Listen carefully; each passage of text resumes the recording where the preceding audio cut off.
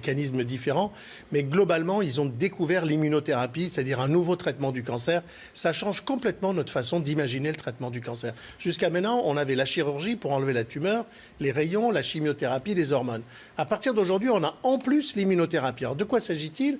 En fait, si vous voulez, dans l'organisme, nous avons des globules blancs qui, à la fois, attaquent tous les virus, les bactéries, tout ce qui nous attaque pour nous défendre, soit en attaquant directement la bactérie, le virus, soit en sécrétant des anticorps qui tuent les bactéries et les virus.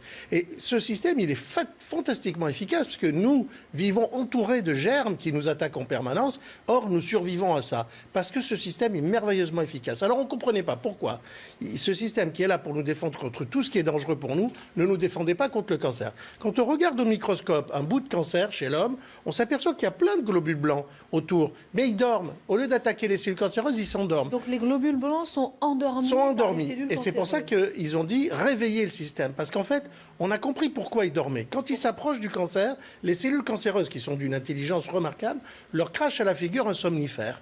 Et ce somnifère fait qu'ils arrivent pour l'attaquer et ils s'endorment. Ils n'attaquent pas.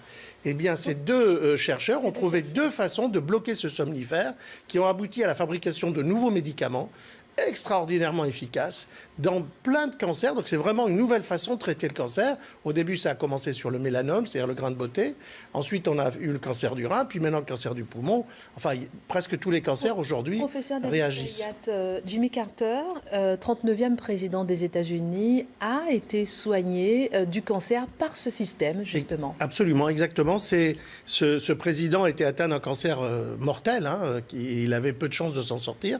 Et puis, on a découvert l'immunothérapie. Il en a bénéficié sur un mode expérimental. Les médicaments n'étaient pas encore vendus en pharmacie. C'est grâce à justement et c'est ça qui l'a sauvé.